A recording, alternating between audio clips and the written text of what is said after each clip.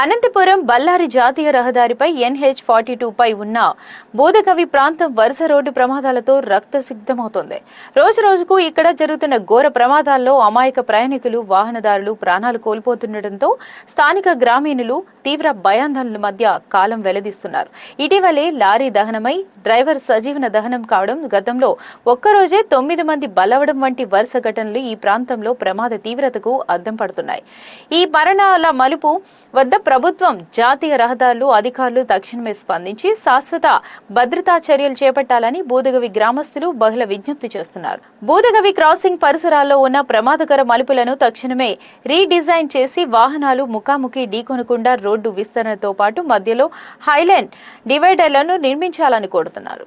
స్పష్టమైన ప్రణాళికలతో యుద్ధ ప్రాతిపదికన భద్రతా చర్యలు చేపట్టాలని, తమ ప్రాణాలను కాపాడాలని బూదగవి పరిసర గ్రామాల ప్రజలు వేడుకుంటున్నారు. నమస్కారం. నా పేరు వచ్చి ప్రహ్లాద. మాది బూదగవి విలేజ్. మండలం వచ్చి ఉరవకొండ మండలము. మా ఉరవకొండ నుంచి కుటలపల్లి దగ్గర వరకు యాక్సిడెంట్లు భారీ జరుగుతున్నాయి. ఇదే మళ్ళీ ఇందుకోసము మన స్పీడ్ బ్రేక్ వేయాలని కోరుకుంటున్నాము.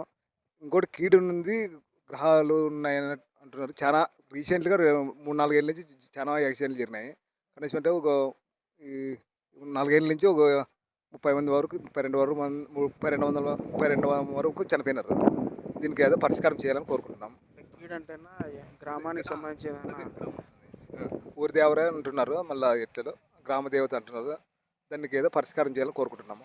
స్పీడ్ బ్రేక్లు కానీ ఏదో చూసి ఏమన్నా చేయాలని కోరుకుంటున్నాం గవర్నమెంట్. NH42 కదా, 42 కదా, అంటే దీనికి స్పీడ్ బ్రేక్లు వేయచ్చు అంటారా? అంటే మీరేమన్నా గ్రామస్తులు ఎప్పుడైనా ప్రపోజల్ పెట్టినాము, ఇంతకుముందు పెట్టినాము.